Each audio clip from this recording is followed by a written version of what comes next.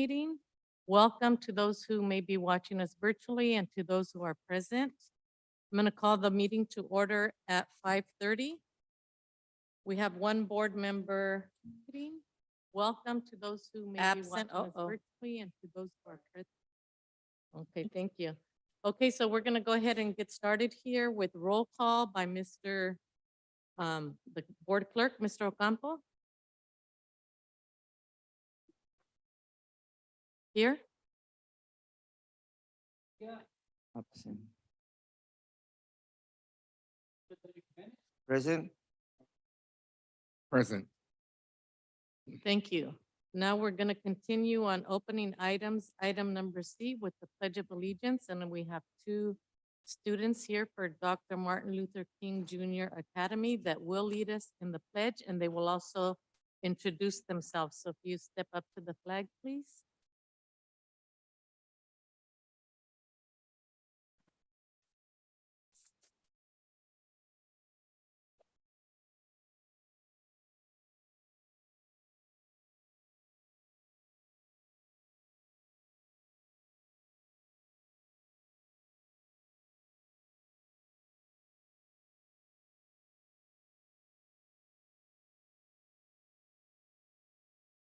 Good evening. My name is Emily Ann Genesis, and we are fifth graders at Martin Luther King Jr. Academy.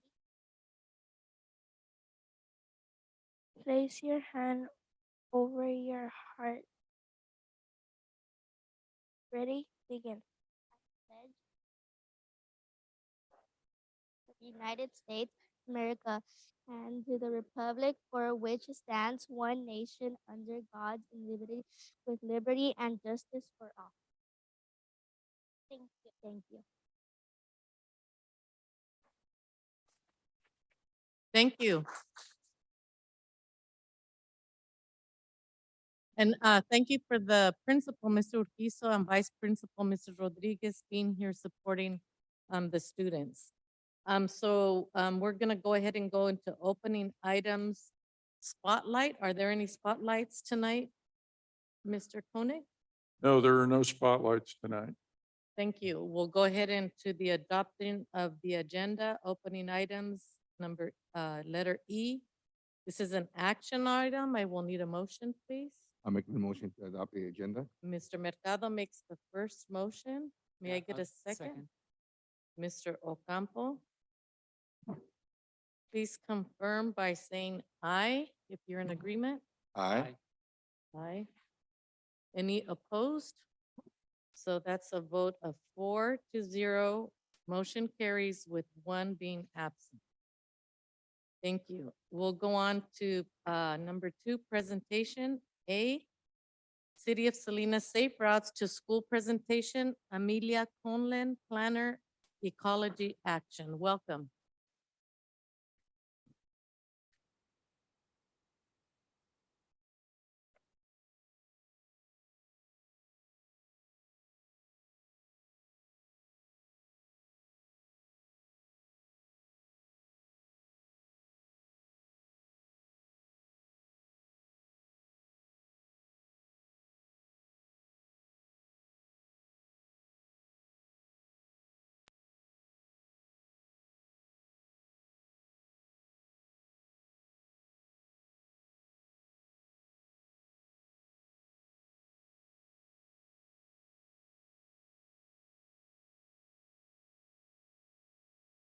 Thank you. Good evening, Superintendent, board members, members of the public. My name is Amelia Conlon. I'm a planner with Ecology Action, here to present to you tonight on the final City of Salinas Safe Routes to Schools plan. And this item is also on your consent agenda for approval tonight. Let me go back. So, quick overview of this project. The Safe Routes to Schools plan is a plan to make it easier and safer for students to walk and bike to 45 schools in Salinas. This has been a 3-year planning process. We kicked off the plan at the beginning of 2020 and wrapped it up at the end of 2022. And the project was funded through a grant from the state of California through Caltrans, as well as local Measure X funding.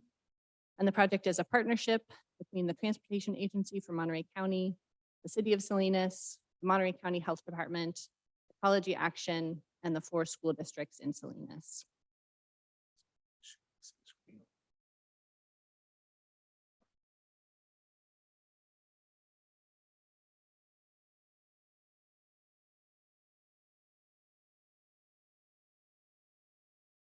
Great.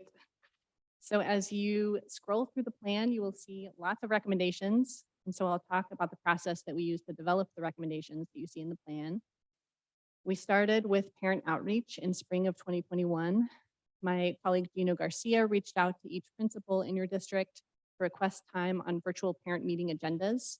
And he presented in Spanish to ask parents and school staff about any safety issues that they experienced on their trip to school. We also sent out a bilingual parent survey through principals to all of the parents in your districts to ask about any safety issues that they experienced on their trip to school. And we also held walking audits at each school site, also in spring of 2021, where we met with school staff to take a walk around each school campus and around the neighborhood to talk about the typical safety issues that principals observed around each school site. And so all of that data went into creating a list of the problem areas around each school site. And then we worked with a consultant to develop a recommendation to address each of the safety issues that we heard about during public outreach. So this was really a community-based plan based on the input that we heard. And the recommendations are for things like intersection improvements, traffic calming to slow traffic speeds, new sidewalks, new bike lanes, and then programmatic recommendations in some cases for education and encouragement programs. After developing the draft recommendations, give it a moment to change here. Okay. Sorry.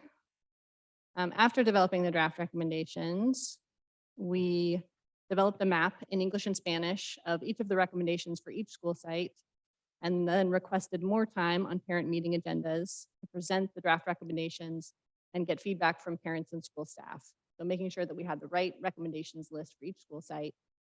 And these maps in English and Spanish were also sent out to all of the parents within the district, along with a very short survey asking whether parents had any comments about the draft recommendations and whether there was anything missing that should be added to the plan. We also installed 2 of the draft recommendations on a temporary basis to get more feedback from the community. And these projects happened on East Alisal Street near Sherwood Elementary, as well as on McKinnon Street near Hardin Middle School. And then all of that information was written up into a draft plan, which was shared with parents and community members for public input over the course of a month last fall. And then we took public comments, made final changes to prepare the final plan that you see tonight. So I want to highlight a few elements of the vision and goals for this plan. Our vision is that when the projects and programs from this plan have been implemented, that all students and families in Salinas can walk and bike and scooter and skateboard to school safely, and that they have the skills and confidence that they need to get to school without using a car, that they're familiar with how to walk and bike safely.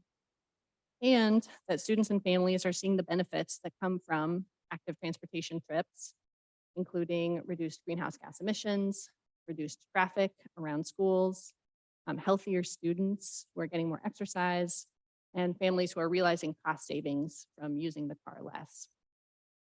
And the 2 big goals for this plan are first, that after these projects and programs have been implemented, that the majority of students in Salinas will arrive at school some other way than using a private car, on foot, by bike, on a scooter or skateboard, taking the bus or carpooling, which has many benefits, including reduced traffic. And the other big goal here is that they're able to do that safely. So we have set a goal of having 0 collisions for people who are walking and biking in Salinas, and that's in line with the city's Vision Zero goals. So here is an example of the school level recommendations that you'll see in the plan. There's a map like this for each of the school sites in the district. This is for Alisal Community School. And some of the recommendations here are to install traffic calming measures on Del Monte Avenue in front of the school. So trying to slow down traffic in front of the school site. installing intersection improvements at the intersection of Williams Road and Del Monte Avenue, which we heard was a concern for parents. Installing curb extensions to increase pedestrian safety at the intersection of Out Street and Del Monte, and installing marked crosswalks on all of the side streets along Del Monte that students are using to travel to school currently. So there's too many recommendations to run through them all tonight, but here's an example of the recommendations for one school. So I want to talk a little bit about plan implementation. On your consent agenda is a request to approve the Salinas Safe Routes to Schools plan. This does not obligate the district to implement all of the projects and programs included in this plan. We know that funding is always an issue. There's never enough funding to go around for either the district or the city. And really one of the big goals here is to make the city of Salinas and the Transportation Agency for Monterey County more competitive when they go out and apply for grants to build some of these projects and programs. The city has a great track record of bringing in funding for Safe Routes to School projects, including the project happening near Barden Elementary right now. And we got some good news just in the last month. The city's been awarded nearly $9 million for 2 Safe Routes to Schools projects near Alisal High School and Hardin Middle School. So that's really our intention with creating this plan, is to set the stage for the city to be able to go out and apply for grants and bring in funding to build safety improvements near school sites. And one other thing I'll say about implementation is that the city also has the opportunity to implement some of these changes as they repave streets. So as part of their normal road maintenance activities, they have the opportunity to install high visibility crosswalks, bike lanes, and that's definitely the cheapest and easiest way for these projects to be constructed. So with that, I welcome any questions that you have on the plan. The recommendation before you is to approve the final City of Salinas Safe Routes to Schools plan. Again, that doesn't obligate the district really to do anything, but is a sign of your support as the city, as TAMC goes out and applies for grants, letting them know that the district is behind these projects. And the last thing I'll say before I take questions is that we really appreciate the support of the district, board members, and especially principals and school staff. We did this plan during the pandemic. We had, our timeline changed a lot and didn't go the way that we were expecting it to. And principals supported this project every step of the way and allowed us to reach out to parents, scheduled audits, reviewed the draft recommendations, and really were tremendous supporters. So huge thank you for working with us on this project. And I welcome any questions that you have on the plan. Thank you, Ms. Conlon. We'll start on our left with Mr. Mercado, please. Thank you, Ms. Hilpas. How many parents were surveyed throughout these 3 years? We shared the survey link in English and Spanish through the schools with all parents in the district. So we estimate that citywide, we reached nearly 33,000 parents. We received 1,800 survey responses to our initial parent survey and about 1,300 responses to the recommendation survey that went out along with the draft recommendations. And within the LSL district itself, this particular side of town, do you recall more or less? I would have to follow up with you with specific district numbers. I apologize. Mr. Ocampo? Yeah, I was curious. Is it working? Oh, okay. I was curious. What I really think is effective is those blinking lights. Before someone steps on the sidewalk, that are in the schools, and the light blink, and they let you know that somebody is walking. Especially because, I don't know what it is, but a lot of people walk around at night with black clothing. It doesn't make any sense at all, and it's kind of hard to see people. So those blinking lights are really great. And I'm wondering how many of those do you think will be installed in front of our schools or could possibly be installed with this project?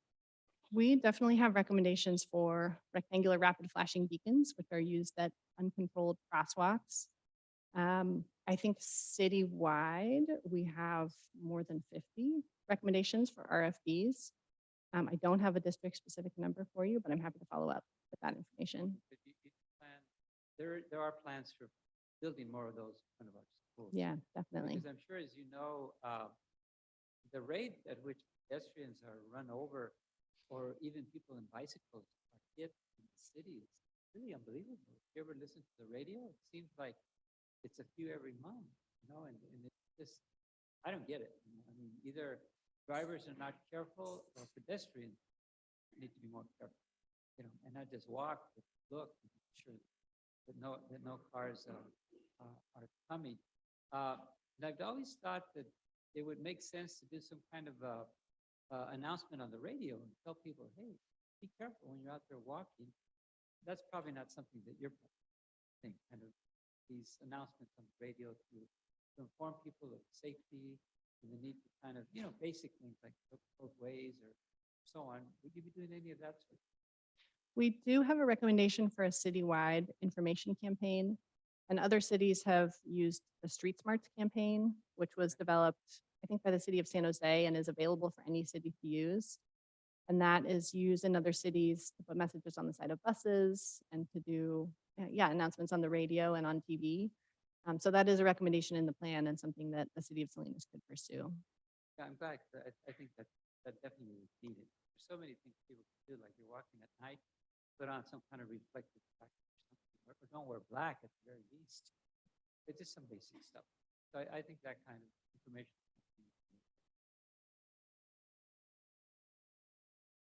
Thank you, Mr. Ocampo. Mr. Jimenez? Thank you. I did have some questions there. You said that Hardin Middle School already received something.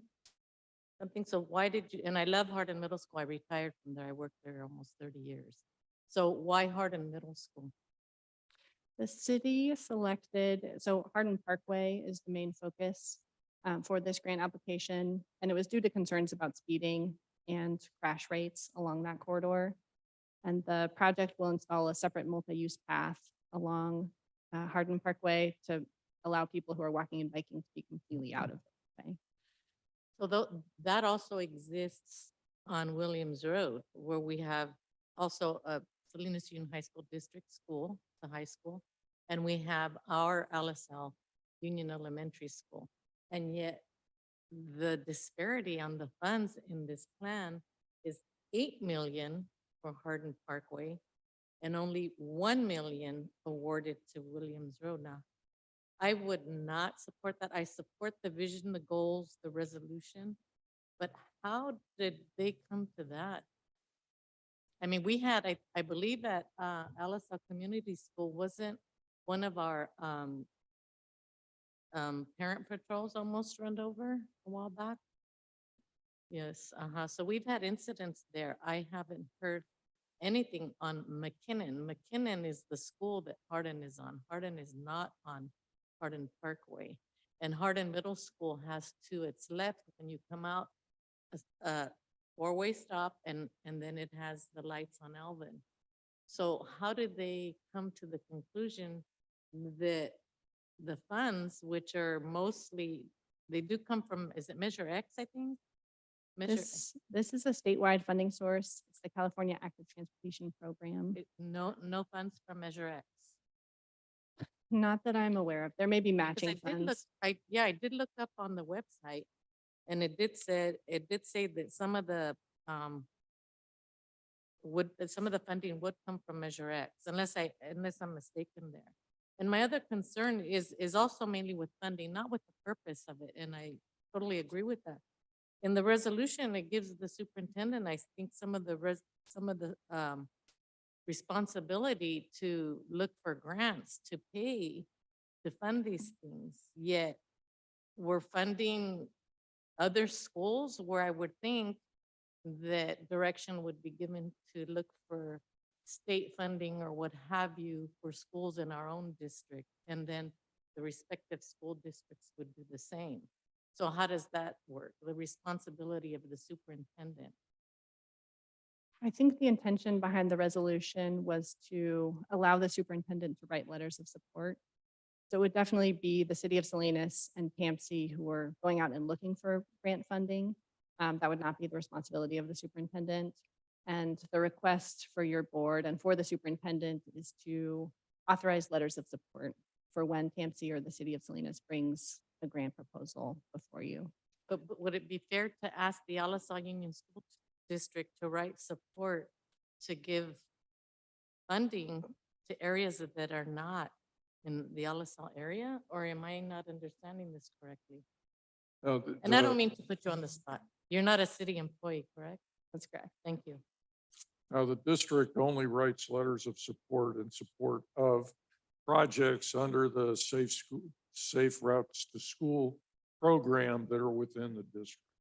And so we've written them with regards to Barden, the current project that's under construction on Barden Road. We've written letters with regards to project on Market Street and right in front of Fremont Elementary School. And there was another project along Laurel that was within the district that we've written already letters in support of, and we would write similar letters of support for projects within the district going forward. See, so I am a little bit concerned also that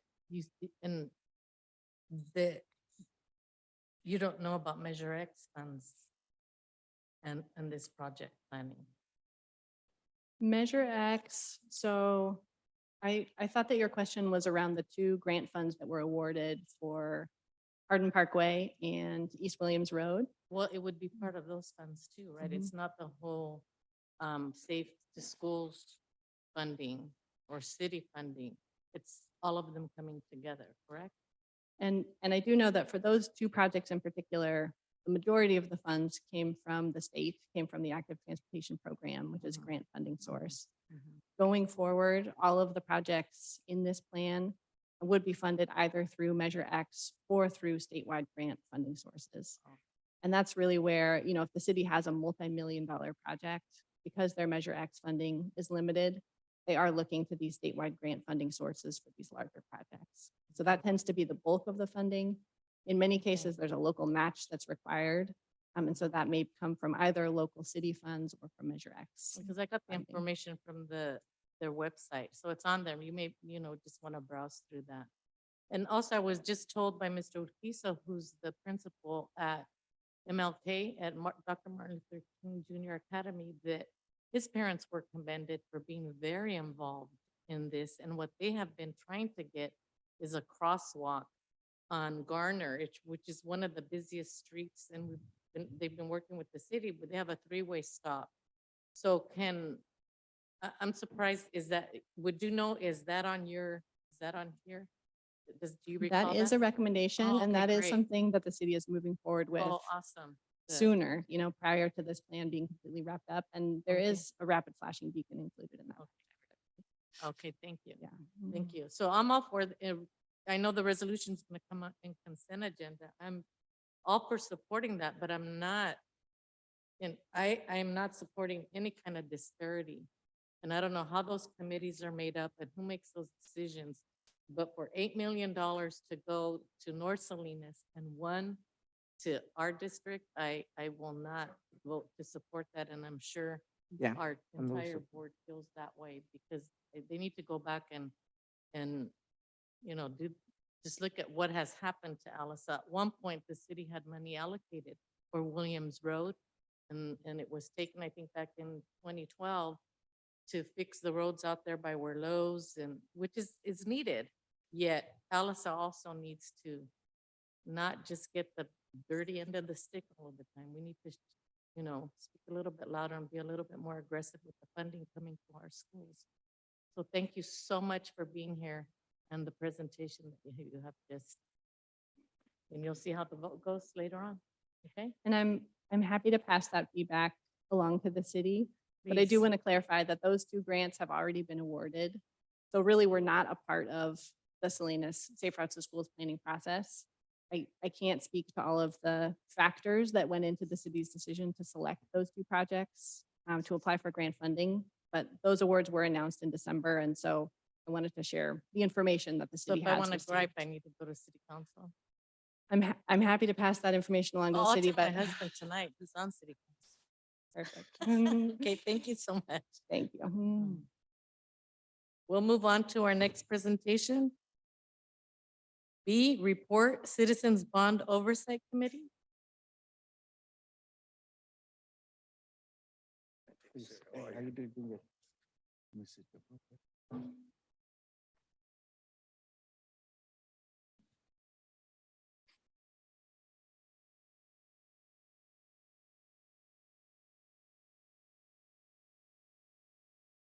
You're gonna page that up.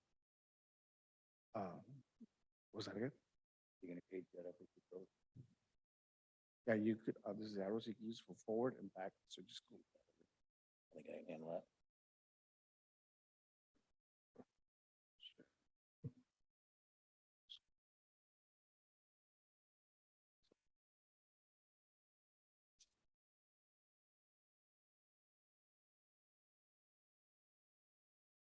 Good evening. My name is Paul Annis. I am the president of the Citizens Bond Oversight Committee.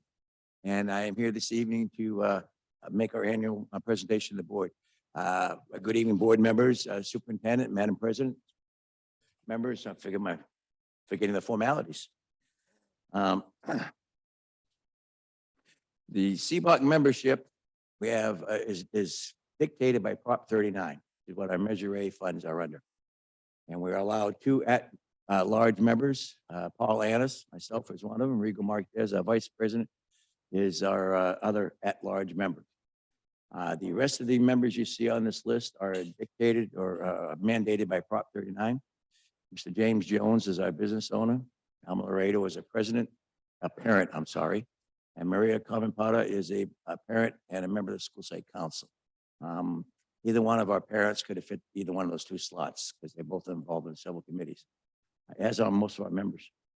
We have an alternate, Genevieve Rodriguez. She's allowed to participate if we don't have a quorum. We have 3. She can be the 4th member and vote. Vacancies we have are Taxpayers Association member and the Senior Citizens Oversight. I'm sorry, the Senior Citizens Organization member. And we'll be discussing those near at the end of my presentation. CBOC agenda, the agenda for our meeting tonight, CBOC purpose. We might be getting a little out of no, okay, we'll stay in order here. CBOC purpose, Measure M overview, Measure A overview, that lets us know what we can spend on those bonds. The achievements of this year with the bond money, the fund status of Measure A and Measure M, and our areas of concern and future consideration. The purpose of CBOC is to ensure that Measure M, Measure A funds are spent as specified by the language of the bond, which you will see in a moment. Inform the public about the expenditures financed by their property tax dollars. Take that responsibility very seriously. And provide opportunity for engagement through quarterly meetings open to the public. Our meetings are all hosted according to the Brown Act, and we're open to public input. Measure M overview, $7 million general obligation bond passed on November 8, 2016, 73.2% of the vote. A very high percentage. You need 66 2/3 vote for this general obligation bond. That was passed by quite a bit. Repair and modernize neighborhood classrooms, facilities, technology, infrastructure, supporting programs in reading, math, science, and arts. Improve disabled student access, replace fire safety, plumbing, and electrical systems. Rebuild Fremont Elementary School, rebuild LaSalle Community School, construct 1 new elementary school to relieve overcrowding and improve student learning.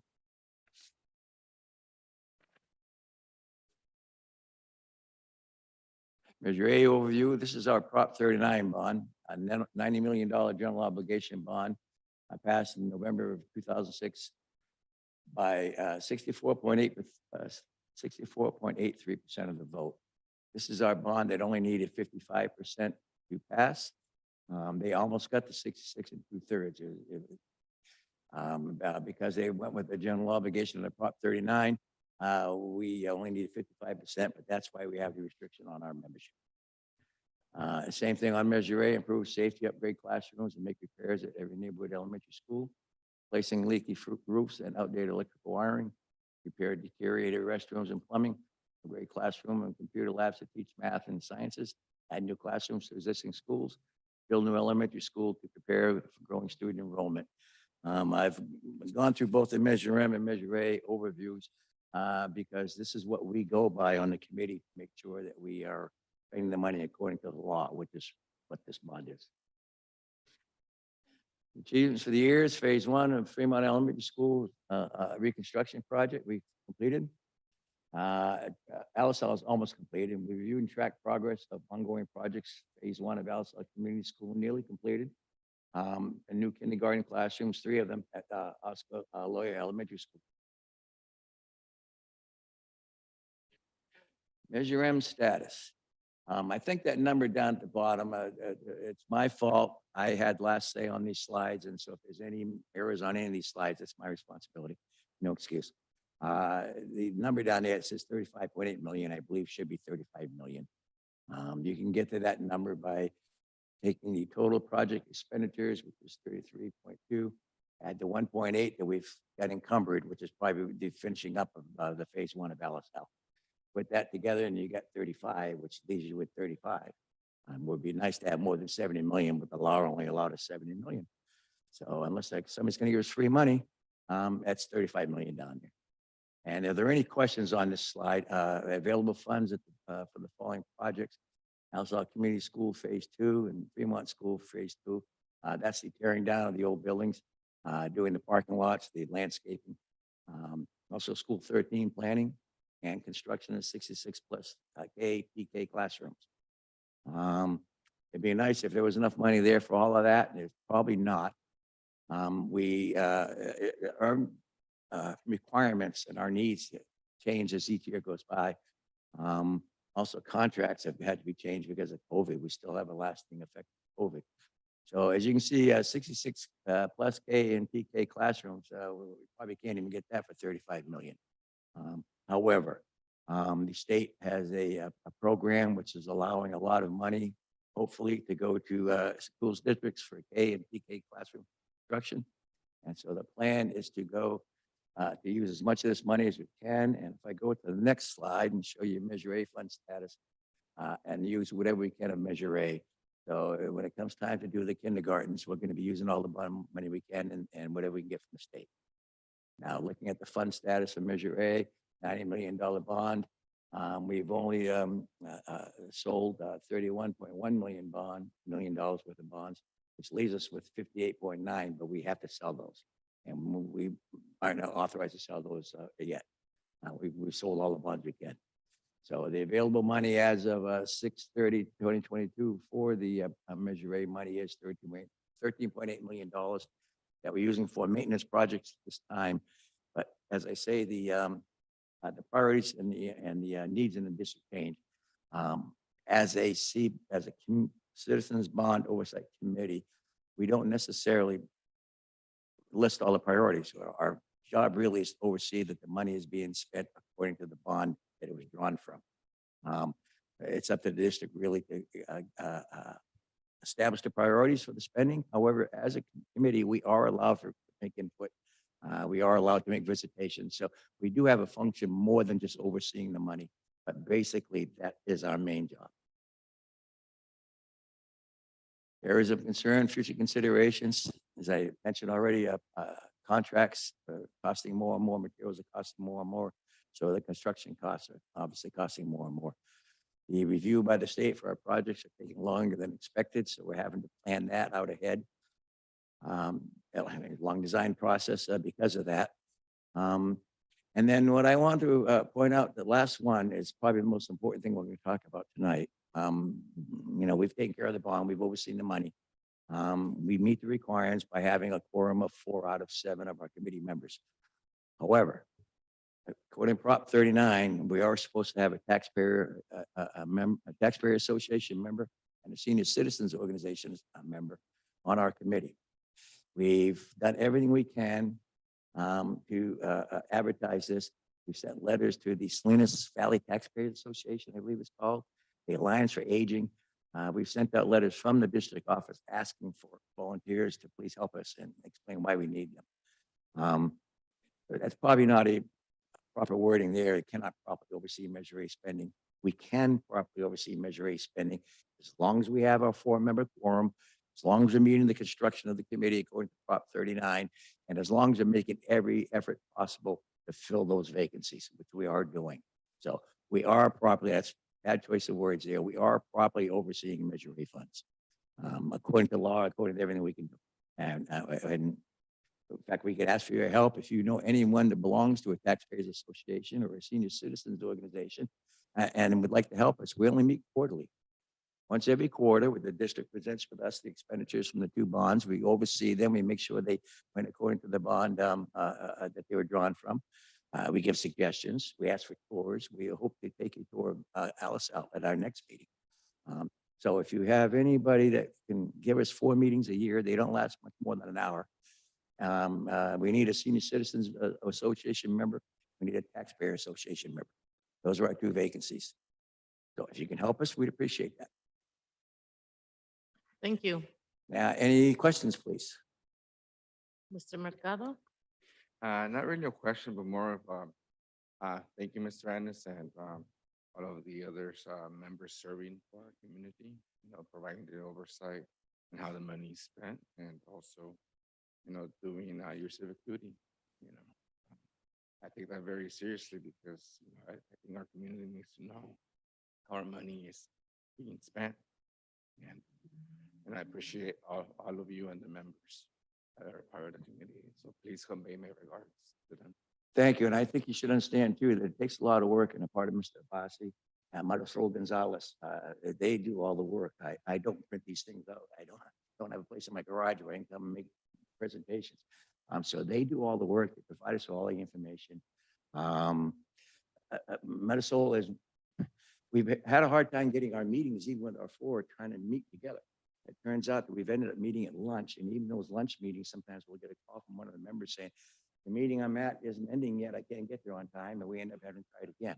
The Marisol has really worked those phones hard to get time when we could all meet, to get us all together. So she deserves a lot of credit for keeping this meeting, keeping this committee going. And Mr. Abbasi has been great with providing us information. So without a project manager, it's a lot of responsibility falls on those folks, and we have to depend on them. So I want to make sure I mention their names specifically. They are a big help to us. We couldn't do it without them. And thank you, sir, for your comments. I appreciate it. Thank you. Mr. Ocampo, any comments, questions? Just a comment. Just want to thank you and also the committee for, all the work that you do. It is appreciated, and I think things are moving along, very well. And we're really looking forward to when both Fremont and Alisal are completely built out. As you know, we've built 2-story classroom buildings in both schools, but we're looking forward to that main office of Alisal Elementary being demolished and the brand new office being put up there. The computerized TV monitors that were put in every classroom in those 2 additions to those 2 schools worked so well that now we have computerized TVs, or we're in the process, is my understanding, that we're putting computerized TVs in all of our classrooms. Yes, sir. Throughout the district. Yes, Because, sir. I think they were such a success. And then also, obviously, the new kindergarten classrooms that were built at Oscar Loya, hopefully will be the first of many new kindergarten classrooms to be built as we look forward to both our TK and our K population growing over the coming years. So it's great work, and I think the taxpayers should be happy that, they voted for something and it's being done. And I thank you for overseeing that. It's all important. Everything that everybody does is important. I'm sure you've all seen the architect's rendition of what the new schools are going to look like. When they told me they're going to tear down Alisal, the first school in this district, school that my kids went to, I thought, oh, goodness. And then I remembered how rough it was 30 years ago. Never mind now, after all this wear and tear. And then I showed, one day I used to go to, here, as a matter of fact, here, outside here, as a matter of fact. We used to play basketball here on Saturdays, still do. I used to carry the artist renditions with me and show everybody I could. During basketball games, go to the team, show everybody. One day I went up to the Alisal kids.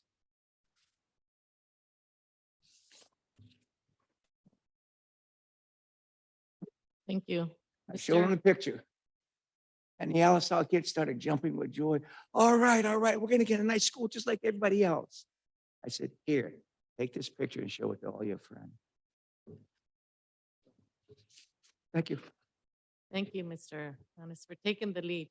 Mr. Jimenez, yes, thank you for taking the lead and letting us be transparent to those who are paying out of their pocket for this money, for schools, for kids. It's obvious that it's in your heart, and we appreciate your presentation and your work for the district. And if there's anything we can do, maybe spread the word that we need 2 more members of the committee. We'll be happy to do that. Thank you, thank you. $90 million bond and a $70 million bond on the east side of Salinas. People really care about the kids, they really care about the school district. Thank you.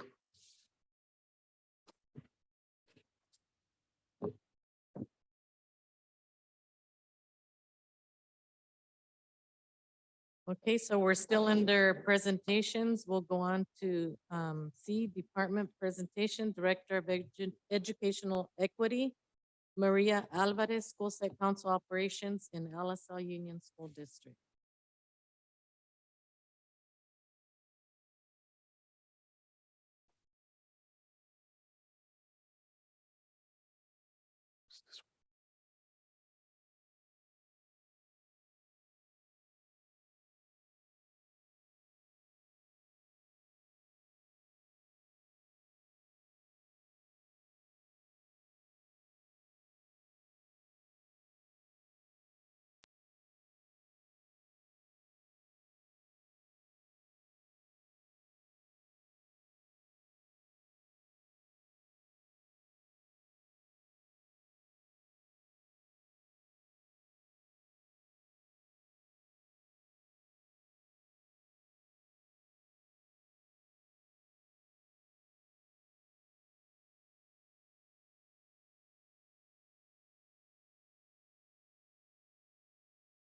Good evening, Superintendent Koenig, President Ilpas, board members, cabinet, LSL staff, and community. My name is Maria Alvarez, and I'm the Director of Equity for LSL. And it gives me great pleasure to talk tonight about our school site council. So to begin, as Director of Equity, my biggest job is compliant. I'm a compliance officer. I oversee the state and federal funds and the compliant pieces that go along with that. And school site council falls under me. So I'm going to be talking in regards to that tonight. One of the things that I noticed is that we needed to build the system within our school site councils. So as you can see on the slide, every month principals attach their agenda to a slide deck that they had their meetings. And so I'm checking that every month. And then for trimester 1, I did SIPSA reviews. I went out to all 12 sites, actually 13. I included Ava in that. And we went page by page looking at all the actions and the budget that went along with that. In trimester 2, in January, Mrs. Anso and I are starting at every site again, looking at their budgets and reviewing how much they've spent and how much they still have to spend, and just talking through their goals that are embedded with SIPSA. And in trimester 3, it's really looking at evaluating, reviewing, and revising for the coming year. There are bylaws for the school site council, and there are required topics that need to be discussed at every school site council meeting. One of the things that I've incorporated is that I take one of those items and I use it in the DLAC meeting, so that way we start the conversation and principals continue those conversations at their school sites. There are 8 meetings per month. As you can see, August and September they can have it in August or September, so that's counted as 1. November and December, that's 1. And May and June, that's another 1. And then every month they have to have a school site council meeting. So what is the purpose of our school site council? There are three main areas. It's really the school site council is evaluating, they're updating, they're building the SIPSA with the principal, and it's to ensure that the needs of all our students at that site are addressed to increase student achievement. The members, the composition for an elementary school, as you can see, there's a California Ed Code section 52852 that we need to follow. It's divided into two parts. The first part is the school staff, and the second part are the family and community members. In this slide, you can see there's 5 parents, and then the principal. There's 3 teacher and other staff. Other staff is classified staff. It could be a clerk, secretary, custodian, supervisor. So the staff are the ones that elect for staff, and parents vote in for their group. And then at the first school site meeting, that's when they take the vote in. So I'll go over that in a little bit more detail. The school site officers, just like a board meeting, there's a chairperson who oversees the meeting, plans with the principal. They organize and lead the meetings. And then there's a vice chairperson. In case that chairperson is out, they step in. And there's a secretary that maintains the records. If there's any special type of meetings, any actions that need to be taken, the secretary keeps track of all that. So elections are very important. The elections usually happen at the beginning of the year. To be a member on the school site council, it's a 2-year commitment. Sometimes for unforeseen reasons, somebody might step down, and so they might have to have an election mid-year. In the bylaws, every school has a school site membership handbook, and in the bylaws, there's forms that are sent out to the community, letting them know how many positions are opened, and then if they're interested, they can nominate themselves or nominate somebody else. They write a paragraph of why they want to serve on that committee, and then the school types all that out and they send it out as a ballot, and then they take the votes, and then at that next board meeting, they're voted in. All members, with the exception of the principal, are elected by their peer group. So if they're a parent, they're elected by parents, and if they are elected in the school staff, it's usually at a staff meeting. School site election process. Again, the school site election is determined by the site's bylaws. It's really important that at our school site council meetings, that principals are taking pieces of this and reviewing it with their committee every month. This is just a glance at district level and school site level. I think sometimes we look at things as they're isolated, but I really wanted to show the connection that we're all interconnected. Again, at our DLAC meetings, it's a district, as you can see, it's DLAC and DAC. So District English Learner Advisory Committee and also District Advisory Committee. We have meetings once a month, and then from there, those meetings go into the school level and then back and forth. And then, of course, the Board of Education is, also overseen, and you approve the SIPSAs, and so we're all working as a team. At the school level, there's ELAC, which stands for English Learner Advisory Committee, and then we have our school site council meeting. They're 2 separate committees, but what schools have the option of doing, as you know, sometimes it's hard to recruit parents.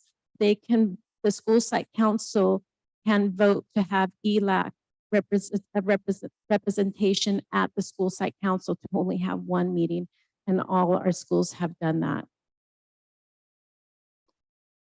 The funding alignment to SIPSA. So as I said, school site council, their main purpose is to really oversee the SIPSAs, and it's our federal funds, they're Title I funds. And these funds are designed to provide children with significant opportunities to receive fair, equitable, and high-quality education. So Title I must go beyond the core. So we have our base program. For example, I'll give in math, we have Eureka. And then Title I is a supplemental, it's supposed to supplement program, the core curriculum.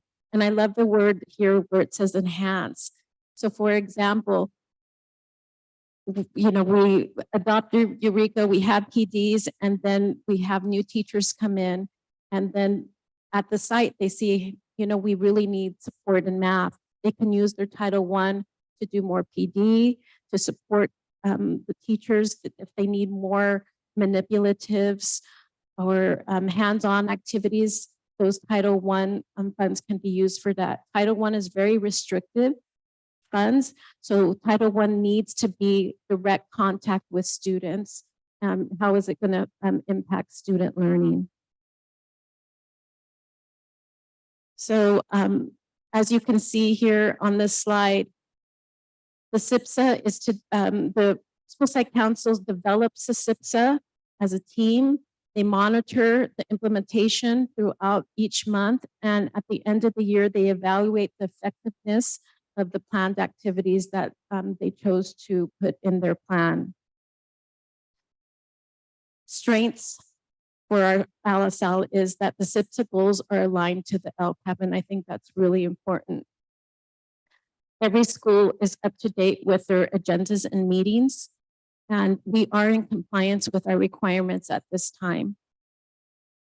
Some grow-ons, some of the work that I'm hoping to lead is for us to go beyond compliance. It's not a one and done at the end of the year. The SIPSA should be a guiding document that we're using, and it's like a check and balance every month. So that's something that I'm hoping to continue working with our principals. Also, in reading through all the SIPSAs, we can get more detailed in our SIPSAs and some of the actions. Some of the actions are very broad. So just really looking at that intentionality and how we're spending our Title I funds. Another area that we need to look at is quorum for meetings. How do we involve parents?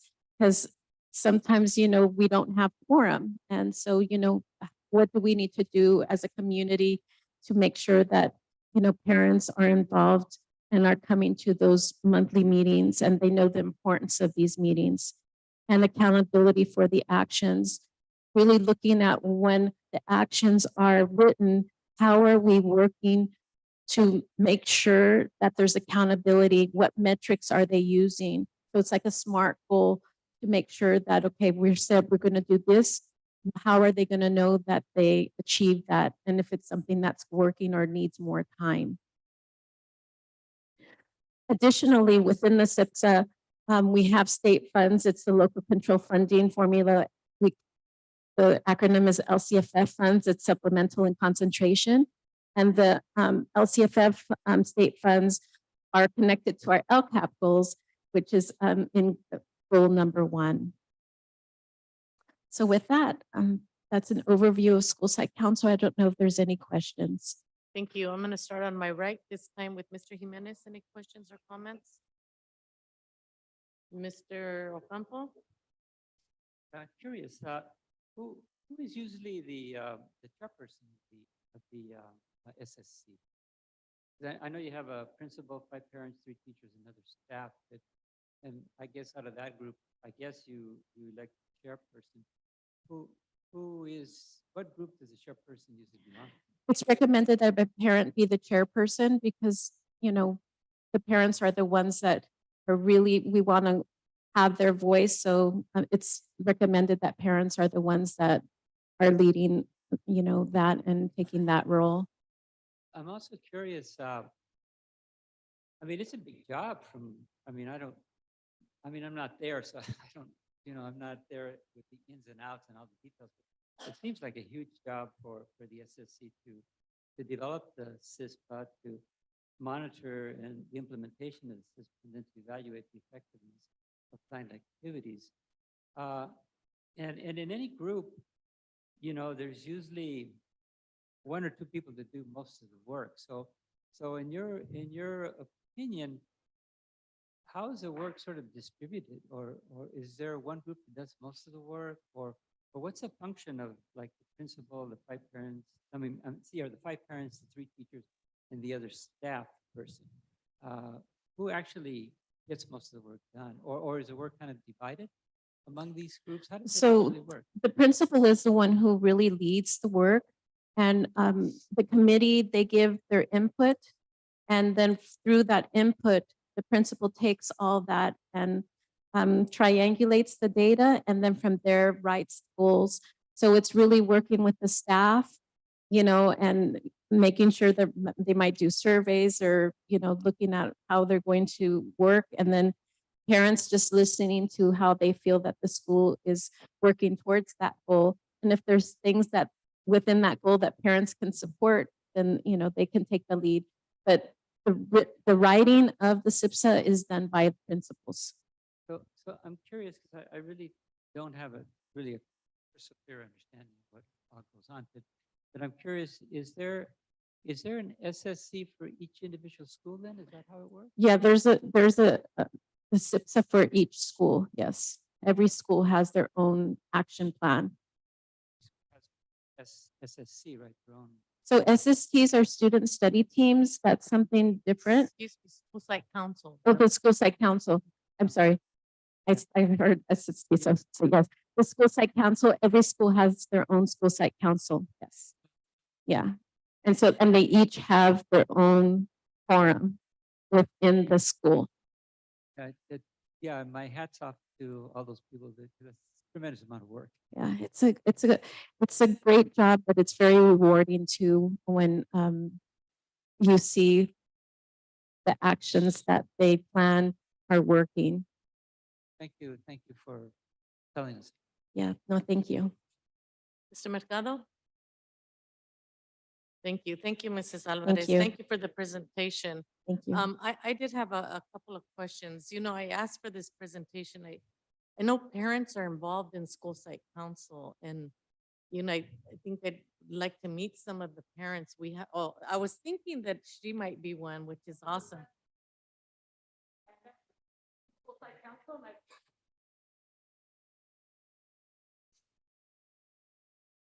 Thank you. Thank you very much for your involvement. Because we have a very active group, Padres Unidos, and they're involved in everything. And it's so awesome. There's such fine examples of how to speak at the board meetings, how to request information. And we had a conversation, and I asked them to, maybe they could go to the school site councils and introduce them to try to recruit school site council parents to be involved. And maybe, and maybe they already are. But I'm glad to see that we have, parents that are involved. And another thing that I wanted to say is also, I never heard like your position, the compliance officer, which is really awesome because school site council, it's something legal, federal that we have to do. It's not just a good idea. It's maybe another meeting, but it's a big meeting that has to do with our school plans, the development of that, and how even books are, I think parents vote on really some heavy stuff that happens at the school site councils that they have to bring it to the district to get approved, the principals. And I know a few years back, we weren't having the school site councils regularly. So it's good that now we have you in this position just to keep reminding, the principals that this is an obligation. This is something that they have to do. And I didn't know that they were having problem with the quorum. So I wanted to ask, I guess each school has it at what time are the meetings in the evening? So the meetings are decided by the committee that is going to get together. So like I know at some sites, they do it right after school and that, because it's convenient for them, and others do it at 6 o'clock. So it all depends on the school site. Again, it's just, I love that idea of maybe getting Padres Unidos to, work with the schools, just, for those parents that are involved to make sure that they understand the importance of. Yeah, and that the board would like their input in things also, so thank you for that. And then, do you know, for those that meet at 6, sometimes it's hard to go for a meeting at 6 if you're the mom of the family. But if there's dinner or some kind of snack or something, that always helps. And I'm sure maybe they probably do that. We do have Title I funds, Good. and unfortunately, we can't give dinner, but we could do light snack. And so I know that at all And of they this, prob- yeah, at all sites, we have, coffee and, pan dulce and things like that for them. That's great. Again, those Title I funds are very restricted. And so that's one of the requirements, that it can only be a light snack. So do the parents ever get recognized by the district for their participation in school site council, maybe at the end of the year? We have not, but we could start. I think that would be a Yeah. great idea to have a little something, a luncheon or some kind of certificate. I mean, it is a lot of commitment there with all those meetings and such. So if we can do that and, give them a certificate or something, or maybe here at the board meeting, one of our last meetings during the year, we can have a presentation or something so that we can offer our thank you and get to meet them and give them their certificate for participation. That would be great. I will definitely work with Mrs. Anso on that. Thank you. And that's a suggestion. Mr. Mercado, please. Thank you. To piggyback of what Ms. Gripas was saying about Title I funding, can we use some of that money for babysitting purposes to encourage your community to? Yes, we do have that. It can be used for that. Yes. And in fact, we're going to a lot of schools, and we're taking 20 DLAC parents, well, it's parents and some coaches to CABE, that's in Long Beach. And so those funds can be used for that, because it's a huge, the conference is for ELs, and it's all the experts will be like in one room. So it's something that we can support. And so I'm really excited that I believe that there's 10 parents that have volunteered from DLAC to go. So we're hoping that we can come back and have some of them present their learnings to the board. Thank you. Thank you so much. Thank you for the presentation. Just one little thing, maybe, I don't know if I'm the only one that can't see the small print on this slides. And then we were promised by Clemente that the monitors will be closer so that we could see them next time, because we couldn't see it here and we couldn't see it there. So, or bring us my what is it, a lupa? The magnifying glass. Just pick one of those things. Thank you very much, Mrs. Alvarez. Yeah, no, thank you. Uh-huh. And I can share the presentation if you'd like. I can send it to you Okay, via that would be- email if you prefer. That would be awesome. Thank you so Thank you. much. Thank you. We're going to continue on item 2 in presentations.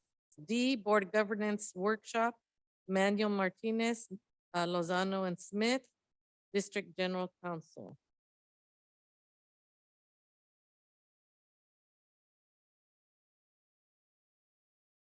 We thought we would just have a little refresher course at the beginning of the year on just reminders of our vision and goals and questions that we may have and protocols and so forth.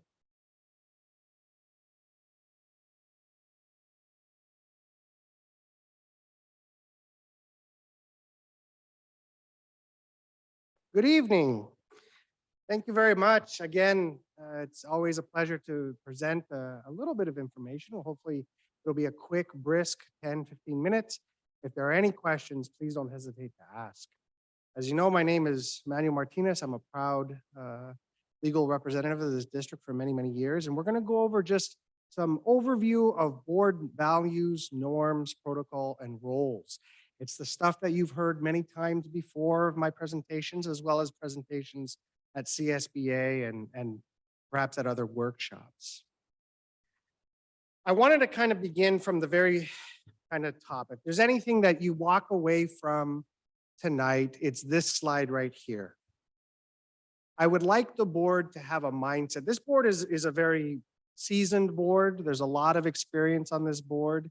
And, I think that this board has always operated at a high level. This isn't a novice board. This isn't a group of folks that don't know what they're doing. But to really get to that high level of achievement that's going to raise the excellence district-wide is when the board focuses on the what and not the how. Focuses on the what, but not the how. What do I mean by that? It's almost like going into a restaurant, right?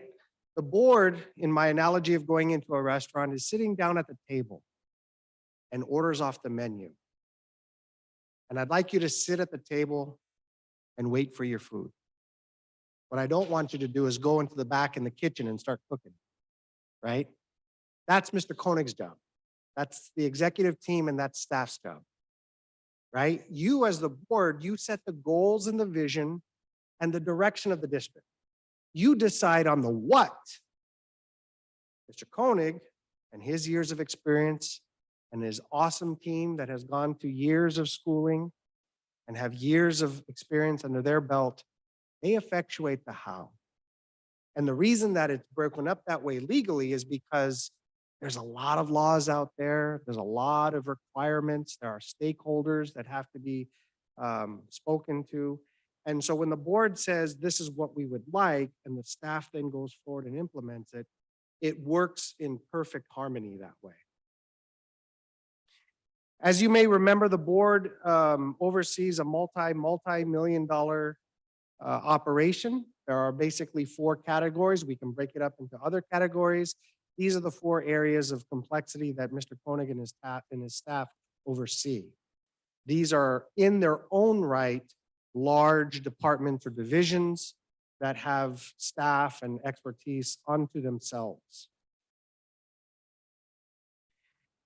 Here's another area that I think is important to kind of take away. It's kind of a split screen between what on one side the board looks at and on the other side what the staff looks like. I put staff broadly speaking under Mr. Koenig.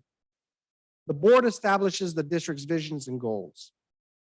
On the staff side, staff manages the district on a day-to-day basis. On the board side, you hire the superintendent to be your CEO. On the staff side, they implement board policy.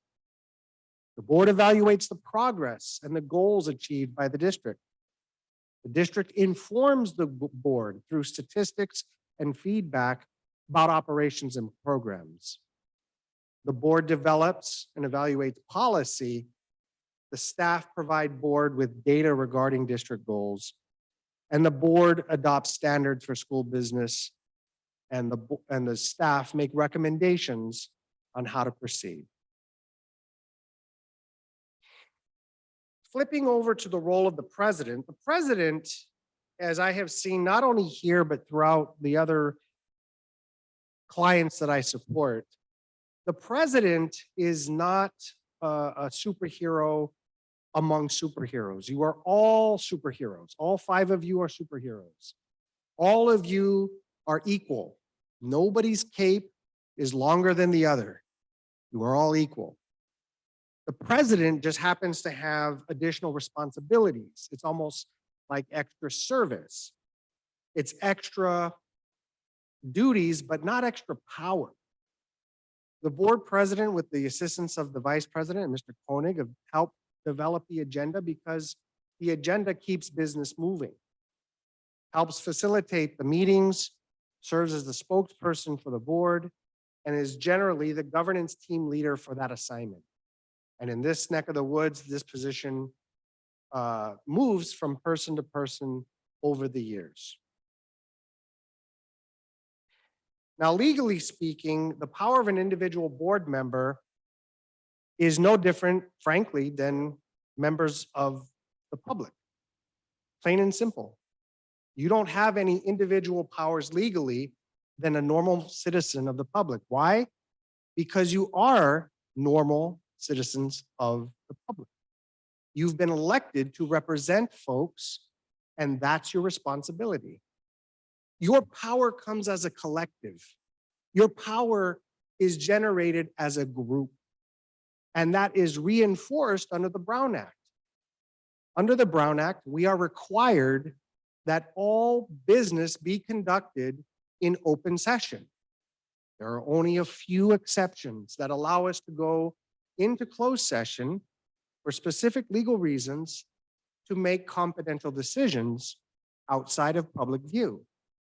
But otherwise, the power of the board is in making a collective decision on items that have been appropriately agendized and noticed to the public. As you have heard me say many, many times, particularly when it comes to feedback from the members of the public or what we call complaints, the board's role is to take that information in and route it to the superintendent. There's a whole host of reasons why this makes sense. The first of which is because the superintendent, with the assistance of legal counsel and the assistance of his staff, can help navigate the vast number of state and federal laws that are implicated when somebody makes a complaint or concern. The more practical reason is that you don't want to become deposed or a witness or bear liability yourself. That has happened at other districts that I've seen where board members have gotten inappropriately involved in a complaint, and next thing you know, they're testifying as a witness. Next thing you know, they're being sued because they're being accused of aggravating or denying someone's rights to X, Y, and Z. And I think that this board has, for the largest part, for many, many years, particularly the recent years, has really been mindful of this. Whenever complaints have come in, to route them to the appropriate person, in this case, Mr. Koenig, who then runs to ground these issues in accordance with due process. Board bylaws, particularly your 9,000s. These are just a few. I've only kind of highlighted 4 for tonight's discussion because this is where you find kind of the heart and soul of the philosophy of being a functional board, a high-level board. The 9,000 itself describes the role of the board. 9,005, governance standards.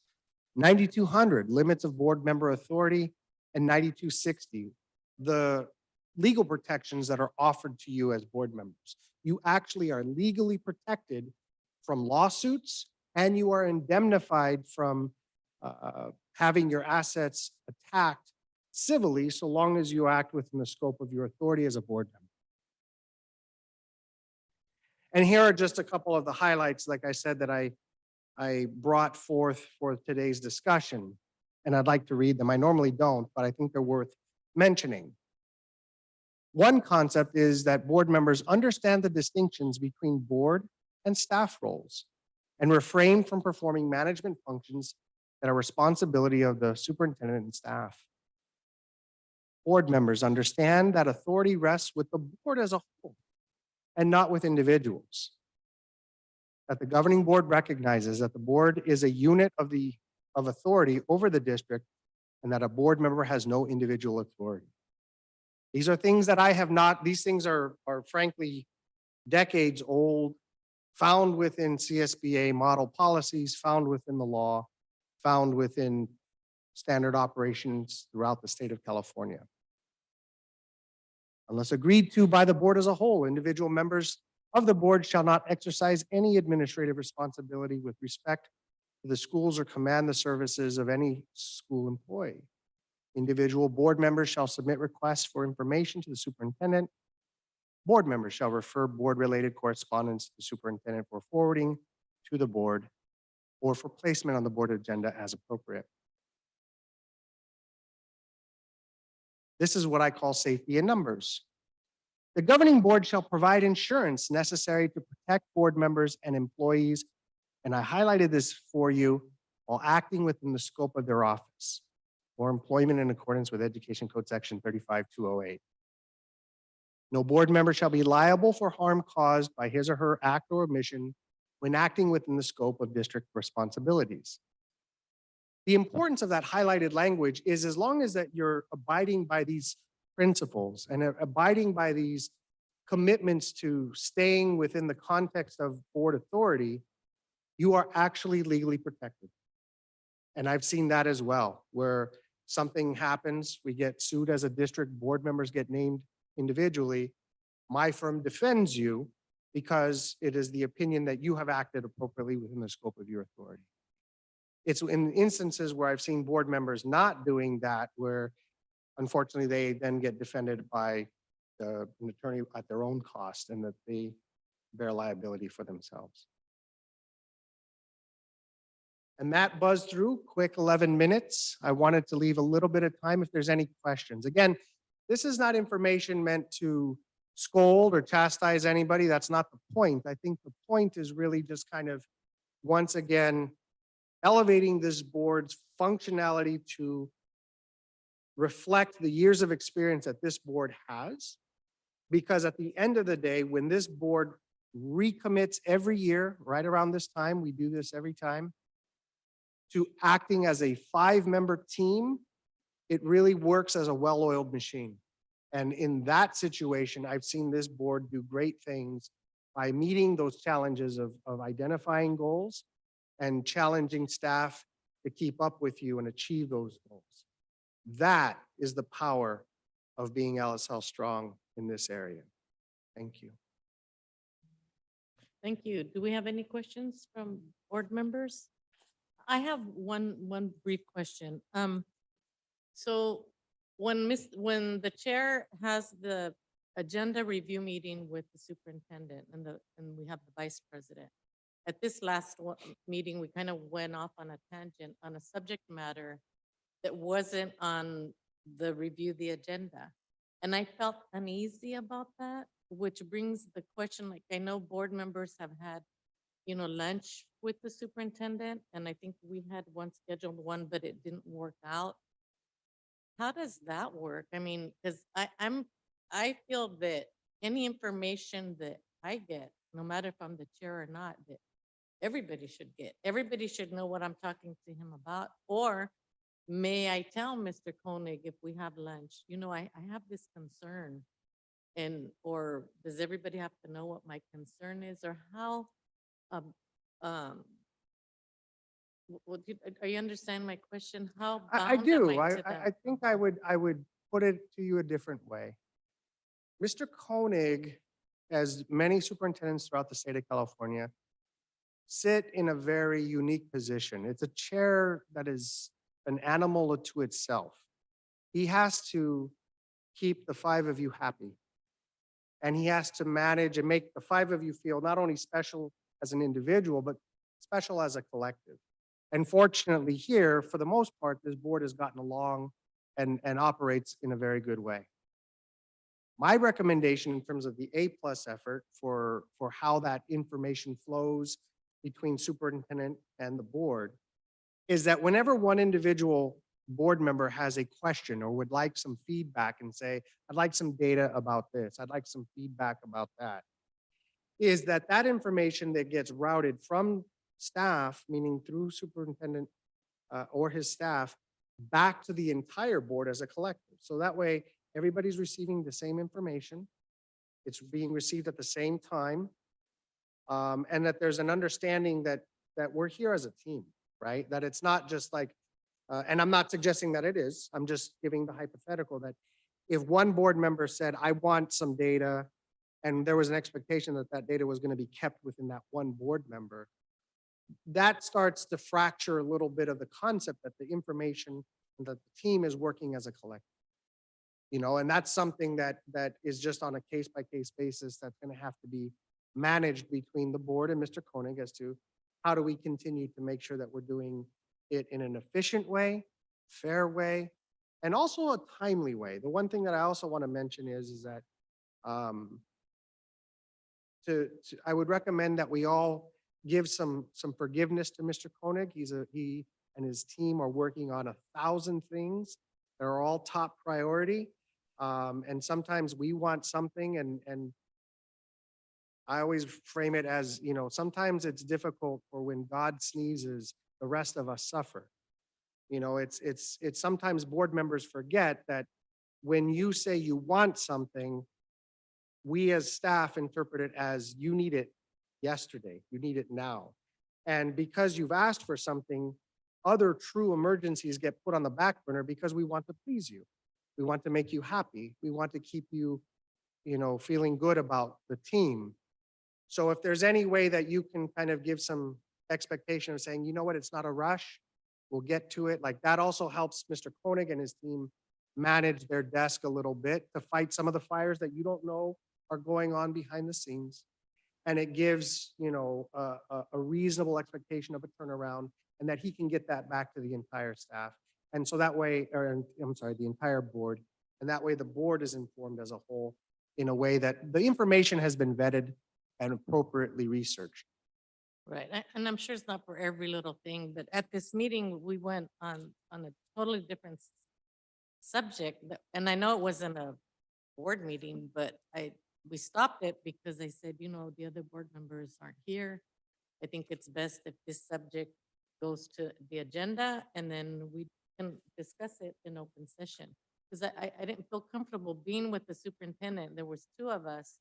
And we were talking a subject that not everybody else was listening to. So would you say can you do that? Can you just say, what I think either, like if I wanted to talk to him, then I'll make another meeting because we're there and the other board members are believing that I'm there meeting with him and we're talking about the agenda. That's what that meeting is for, not something else. Or is it a biggie if we talk about something else? So We're it's- not making any decisions. Yeah, it's a little bit complicated only because I don't know.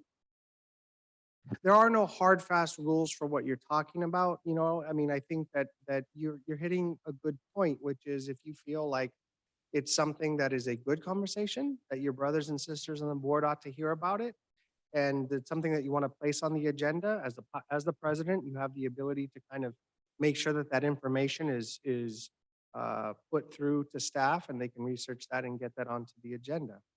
I think one of the concerns, just as the lawyer, I would always be concerned that if you have two board members having this discussion, to make sure that we don't trip over to a third board member a day or two later and then create a Brown Act problem, right? Because a Brown Act violation can occur over the course of time. It doesn't have to be just in that moment, right? And so, whenever you have two board members kind of discussing something, which is completely appropriate, there's nothing inappropriate about board members sharing their ideas with each other, as long as it's within the context of the Brown Act, right? It's once you have three is then we have a serious problem. Whether that's either verbally or in emails or serial meetings or whatnot. But I think your concerns are well taken. And I think if anything, it's a lesson that is that you've just shared with the rest of your team members that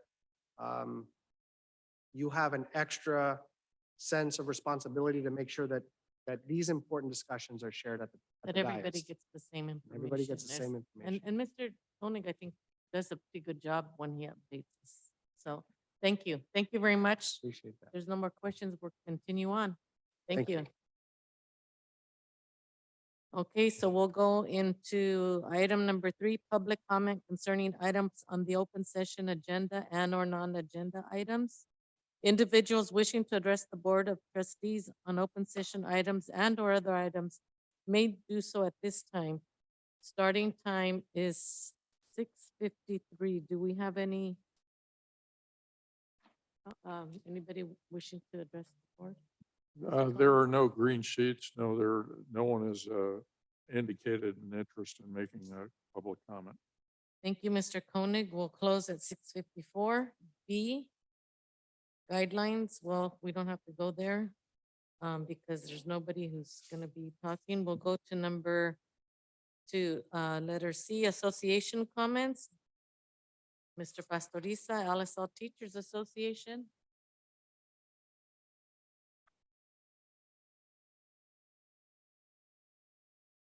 Good evening, Madam President, board members and cabinet and the public here present. First, I mean,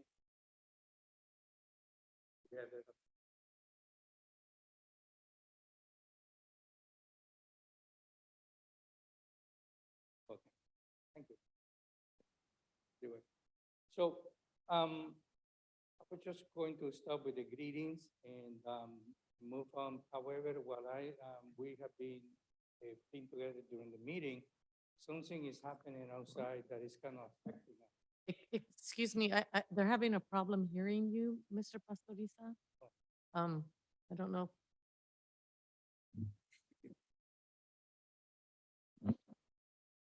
We have no problem seeing your nice smile. It's your voice we can't hear. That's great. Yeah, that's fine. Much better? Thank you. So, while we're sitting together in the meeting, I mean, apparently something have been developed out there that it will affect some of our employees' certificates and classified. I received a notification in from the news, basically, the sheriff, Ms. Nieto just announced that there is a possibility that the peninsula will be cut off.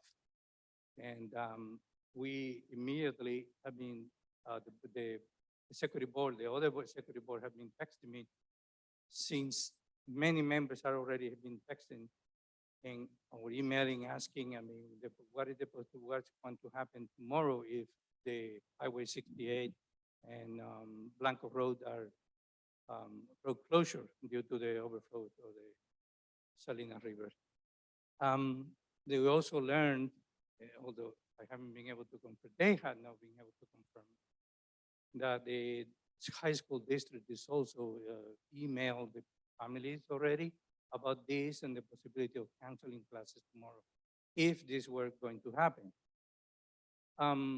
So I just want to pass the information for you. So since we are here already together, and so this moment, I'm pretty sure that once the meeting is over, I'm gonna go check the news again and see what's going on with the roads. Please consider that because many of our employees, I mean, certificate as we classify, leave outside of Salinas. Thank you. Thank you. We'll look into that as soon as possible. Next, California School Employees Association. Good evening, Ms. Gilpas, Board President, Superintendent, Board members.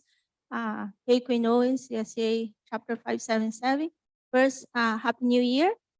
And yeah, I think right now, students and staff, everyone is maybe worried about the situation out in California with the weather. So I hope we can continue to work to protect everyone. And another thing that I want to share is the district is implementing the interactive TV. I don't know the name, but something like that. And I just want to mention that classified staff, maintenance department and technology department, they're working extra times during Saturdays to make sure the class is ready for that. So I just want to mention that. Thank you. Thank you, Keiko. Do we have anybody here from the United Substitute Teachers Union? Okay, we'll go on to number 4, to board member superintendent reports. I'll start to my right here with Mr. Jimenez. Thank you. Mr. Mercado? Oh, I just want to say, I'm glad to be back with members and community members as well and our staff. And I hope that you guys keep safe during these tumultuous weather happening. Thank you. Thank you, Mr. Mercado. Mr. Ocampo? Yeah, just very brief. I just wanted to state that on the 18th of this month, I'll be attending the governor's educational budget workshop in Sacramento. Currently, it's Mr. Koenig and his cabinet. We will all be going up there in a van to learn about the governor's budget proposals and his proposed policies for education. I was really excited about it, but then Mr. Koenig told me that they're leaving at 5 in the morning. That kind of put a damper on things because I'm not a morning person, but I'll be there with strong coffee. And I'm sure that, you know, the staff will return with some very good information about our budget for this year and the coming year. So that was I was kind of tricked by Mr. Koenig there, but that's okay. Thank you, Mr. I'll go after you, Superintendent Koenig. Oh, okay. Well, I just want to just highlight the fact that Monday, 2 days ago, all this district students returned to class after a 3-week winter break. I've gone through quite a few classrooms over the past couple of days, and they are very enthusiastic. They're fired up, and they are, there's a lot of great learning going on out there. One of the things that's coming up this Monday, January 16th, is a district holiday in celebration of the life and accomplishments of Dr. Martin Luther King Jr. on what would have been his 93rd birthday, which actually is Sunday, January 15th. All schools in the district office will be closed in honor of Dr. King's accomplishments. He did quite a few things during his short life, and one of our schools is named in his honor.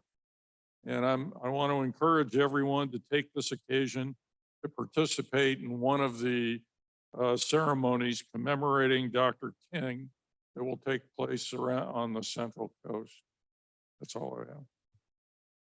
Thank you. I just wanted to be very brief in thanking the board for electing me to be the chair of, it's really an honor to be the chair of this school district. I'll try to do my best, to have a successful board meeting. It's all of us, all of us up here. All 5 of us, including, Sylvia with her note taking, and our attorney when we need him, our cabinet, and it takes all of us. It's not just one person. So I am going to depend on the support that you all give me, because I will forget items. I'll pass them up, I'm sure. Well, maybe not, because Mr. Mercado's giving me the look and he encourages me. So I like the way it is in this district, that we all get a chance to do it. Congratulations to Mr. Jimenez for did a very good job as president. And so we just do it, year by year. And so thank you to those who are present. I know you could watch it online. It's raining outside, but you're here present. And, we appreciate your presence here. So I just wanted to take time to thank you for your support, and that between all of us, we hope that we'll be able to have successful meetings. Sometimes I get a little uptight because I was here way, way back when we lost control of our meetings. We lost control of the meetings, and it started up here because things started happening that weren't on the agenda. And well, we don't want to go backwards. We want to go forward. So sometimes I get a little, excited about it. So I'm going to ask for your patience, because I don't want that to ever happen again. We're a team here, including all of you. And I thank you. And I promise that I'll do my best to fulfill the duties of the chair of this seat here. So we'll move on now then to consent agenda. This is an action item. I need a motion, please. Make a motion. Mr. Jose Antonio. Is there I'll someone? second it. Mr. Ocampo seconds the motion. Are there any comments or questions? I have. Yes, sir. If I can. Just a comment on 5A, I'm sorry, 5N. So 5N is a conference in Cabe. We're sending our principal from Barton and some of the teachers from Barton Elementary will be going to the Cabe conference. And their stated goal is to learn more about the one-way immersions program that they run at Barton, and to hopefully walk away from the conference, the Cabe conference, with new information on how to improve their one-way immersions program. So basically, I just wanted to wish them well and hope that they learn a lot, and hope that they come back with useful information with the idea that the program, and I'm sure the program is running well, that, anything can be improved. So anything that they can learn to make it better certainly is welcome. So that was my only comment. Thank you. Any other, Mr. Mercado? Um, I will support the motion and second if we could take out item M for separate vote. Which item? M5M, which is the resolution in support of safe routes to school plan. Oh, you want to pull that for a separate vote? More discussion since that was the presentation.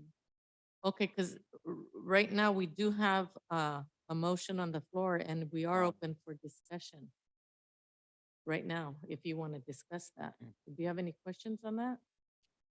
Oh, yes. Or, Ye- or did I understand that you want to pull that for a For separate separate vote. vote? Mhm. Okay, so, alrighty, so we will do that. We will, any more comments from the board or questions? No. No? Okay, so being that the maker of the motion was Jose Antonio and the second was by Mr. Ocampo, are you okay with making that amendment? Yeah. I'm That okay. we'll go ahead and vote for the consent agenda and then pull M for a M. separate vote. Yeah, I'm The agree. safe schools, okay, I'm agree. Yeah. already. I'm okay. So we're gonna go ahead and approve item A through 0 on the consent agenda with the exception of M. May I please get, those are in favor with aye? Aye. 4. Those opposed, none, and 1 absent. Okay, so we're gonna go ahead and adopt the resolution 223-15 in support of safe routes to school plan. Can I get a motion, please?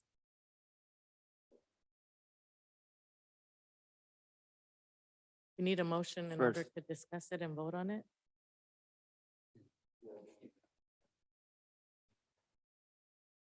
I could still Is that vote in the correct? nay. Should I need to vote in the nay?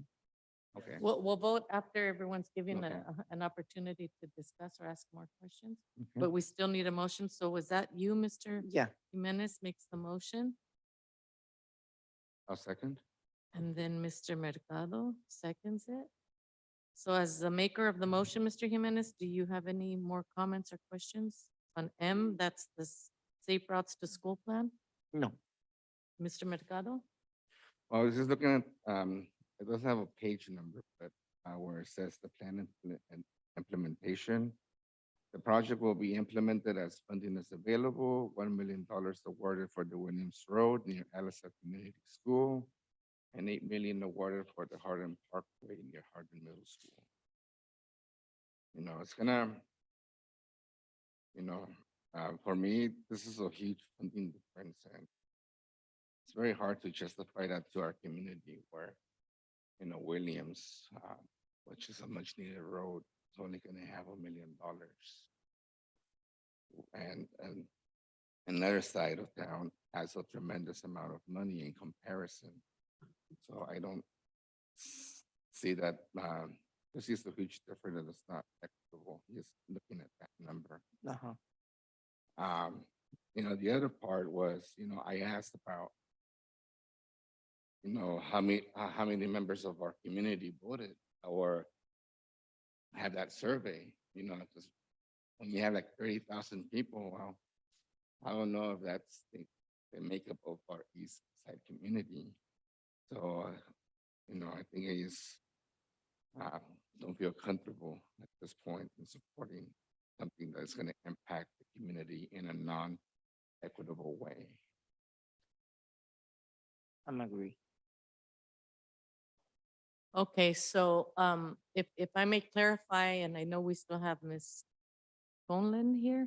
So we are voting on the resolution, not on, can you clarify that? Mhm.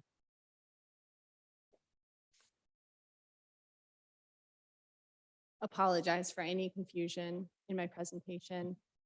What we've done with this Safe Routes to Schools plan is create a project list for all schools. And then the city has taken a few of those projects and applied for grant funding. And those are the 2 projects for Williams Road and McKinnon Street. So it's really a separate process than the Safe Routes to Schools plan.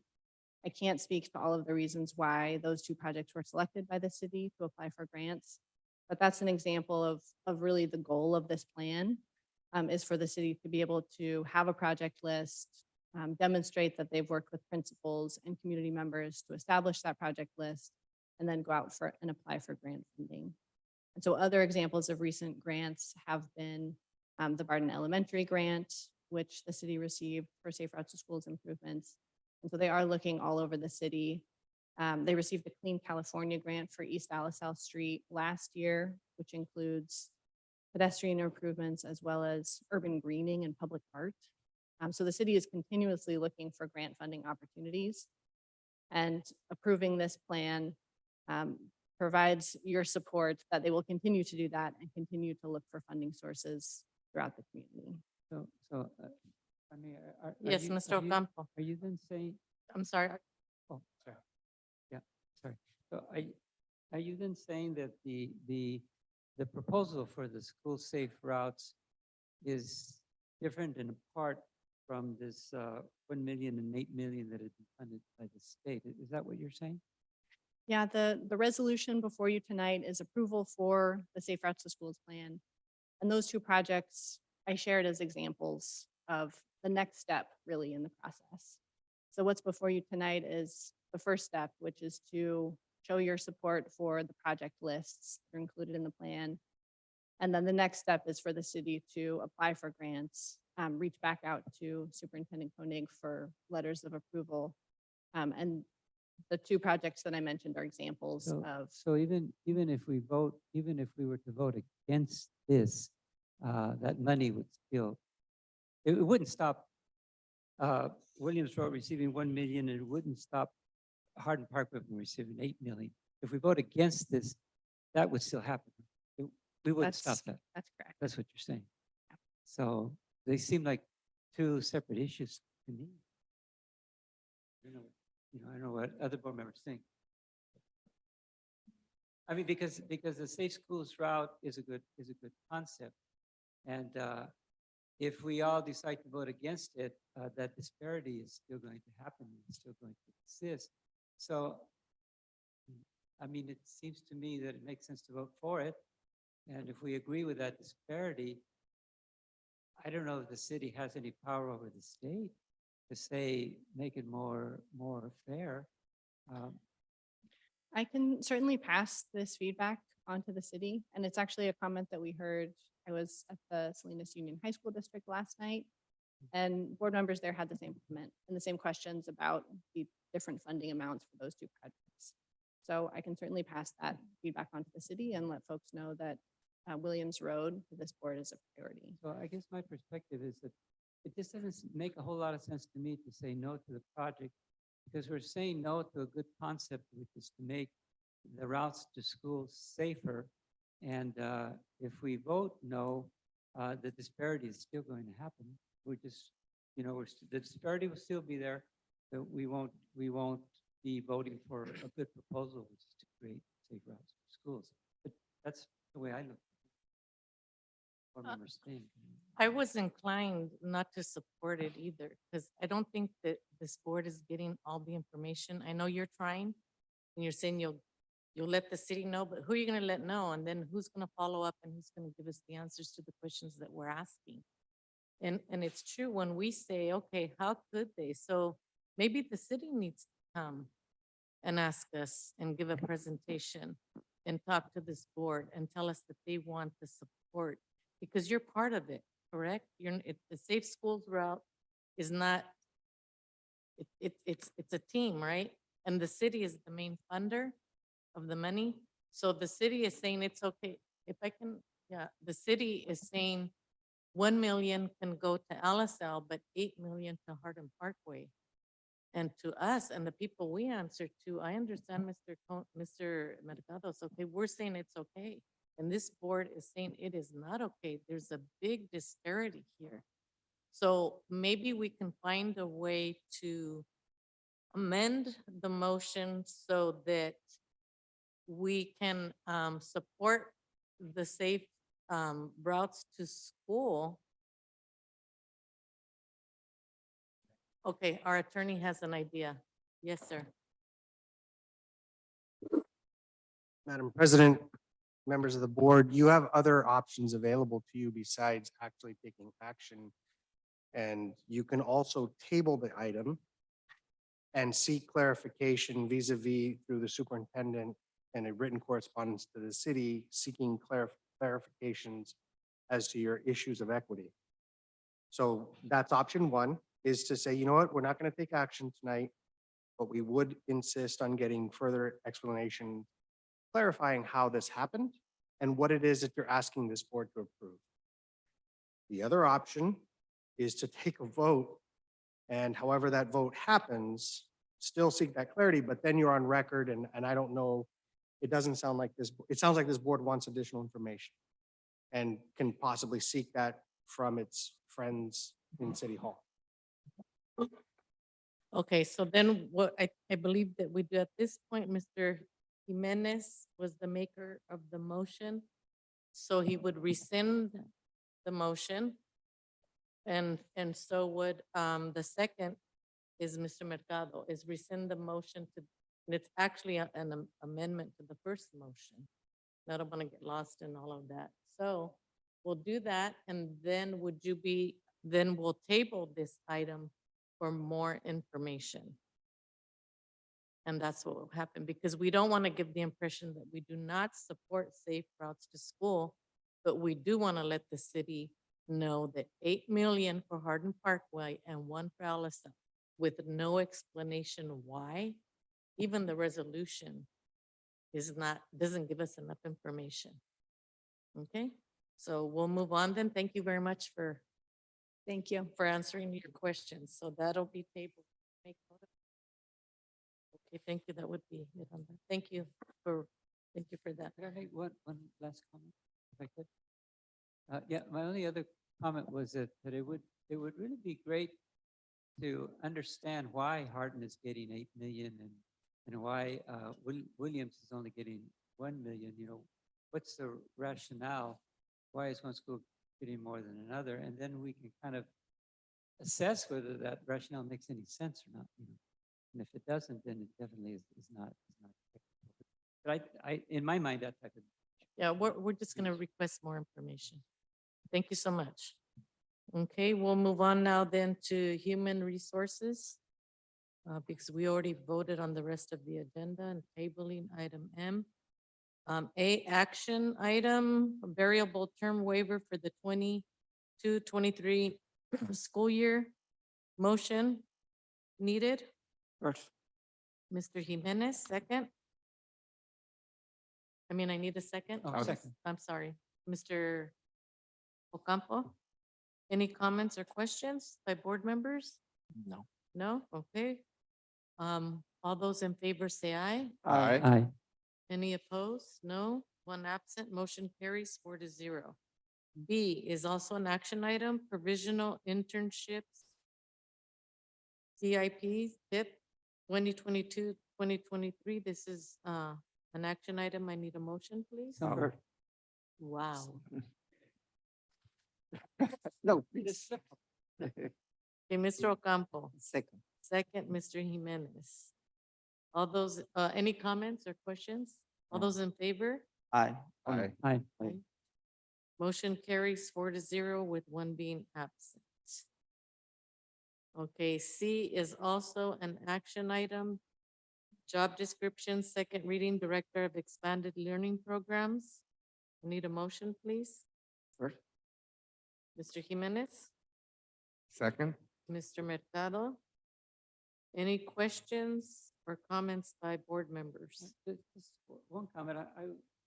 I guess, I found it interesting that this position, well, it's certificated and it's asking for quite a bit, like, I believe it's teaching experience plus administrative experience.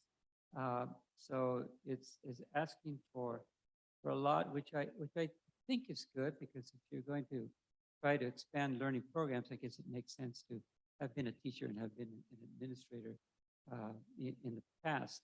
I just, and so I think that's a good thing for this particular position. That was my only comment. Thank you. I'll call for the vote. All those in favor, please say aye. Aye. Any opposed? Motion carries 4-0 with one being absent. D, action item, request for new position, community school coordinator. This is a full-time position. I need a motion, please. So moved. I'll second. Mr. Ocampo, and I believe I heard Mr. Jimenez a little bit faster, Mr. Machado. Mr. Jimenez, any questions? No. No? Discussion? No? Okay, I'll call for the vote. All those in favor, please say aye. Aye. Opposed? None? All those, okay, so we have 4 in favor, 0. Motion carries with one being absent. Going on to administrative services, this is an action item. Designate LaSalle Union School District nominees for Monterey County School Boards Association 2023 Excellence in Education Award. This is action. I need a motion, please. I'd like to make a motion to move the staff recommendation. Okay, can I get a motion to discuss the item first, though? Yes, Yes, sure. that motion? Yes, thank you, Mr. Ocampo. Second, Second. Mr. Jimenez. Now, here we go, Mr. Ocampo. You're the maker of the motion, so you get first dibs on your comments. Okay, so my motion was to accept the staff recommendation, which is to nominate in rank order CVMH Mobile Health Clinic and the Restorative Justice Partners for the MCSBA, that's a mouthful, 2023 Excellence in Education Award. I thought those two recommendations were good. So that's my motion. Mr. Jimenez? Any comments? No. Okay, then we'll call for the vote now. Aye. All those in favor? Aye. Aye. Opposed? None. Motion carries 4-0 with one being absent. Are there any future agenda items that the board members want to bring up at this time? Mr. Machado? Not necessarily an agenda items, but I would like a chart of or an updated organizational chart of the district. Would you like that like in the updates that Mr. Koenig gives us? Yeah, and an weekly update email. As an information item? Mr. Jimenez? I want the update of the background drive project. Yeah. Please. So do you want that as an agenda item or an informational item on the updates, Mr. Co- Information on it. Information item? An update? Anything else? Okay. Thank you. So, we're going to go into public comments for closed session agenda items only. The guidelines are 2-minute limit for any individuals on public comment and a 20-minute on total public comments. There is no ceding of one's time to other individuals. So individuals wishing to address the Board of Trustees on closed session items may do so at this time. Starting time is 7:23. Do we have anybody that wants to comment? Okay, 7:24. We're gonna adjourn into closed session at 7:24. So something that we're doing different now is we're gonna have a 10-minute break. That way we can socialize or to make our phone calls or whatever it is that we need to do. And so that Mr. Koenig doesn't have to come and look for us, board members, to go back into closed session, because that kind of puts him or any one of us on the spot. So we will start promptly at 7:34. Okay, so please be in closed session at 7:34.